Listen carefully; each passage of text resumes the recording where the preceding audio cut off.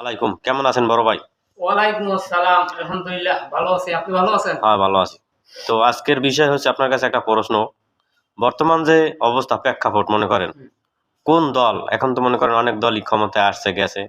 কোন দল ক্ষমতায় আসলে আপনি মনে করেন এ দেশে দুর্নীতি চাঁদাবাজ থেকে শুরু করে ধরেন মানে মানুষ এখন মনে করেন ভালো পর্যায়ে যাইতে পারবে মানে কোনো একটা আপনি দোকান দিয়েছেন ফুটপাতে, একটা চায়ের দোকান দিয়েছেন, চাঁদা দেওয়া লাগবে না, আপনি হেঁটে দিয়ে খাইতে পারবেন মানে কর্ম করে।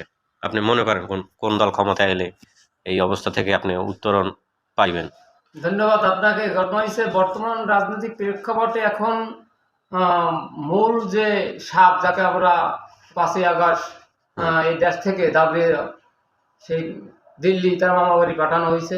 হুম। এখন সাপের অনুসারী এবং ওই সাপের যে দালাল বর্তমানে এখনো তারা বিদ্যমান। বুদ্ধিমান। এখন বর্তমানে সেগুলা সংস্কার করতে হইলে সর্বপ্রথমে আমি বলবো যে 5 তারিখ এদেশের মানুষের রক্তের উপরে দাঁড়িয়ে যারা সুযোগ পাইছে এখন বড় বড় গলাবাজি করার জন্য তাদের উদ্দেশ্য বলবো তারাও যেন একটু সংশোধন হয়।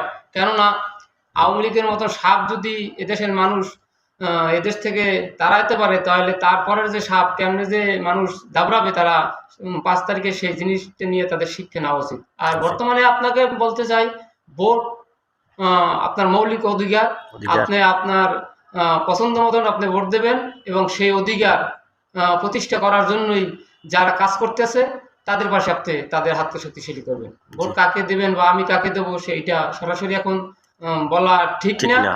এটা হলো ব্যক্তিগত ব্যাপার। তবে বর্তমানে সময় এসেছে জনগণের দেশ জনগণকে বাঁচানোর এবং চাবিকাঠি তাদের হাতে নেওয়ার একটা সুযোগ আছে।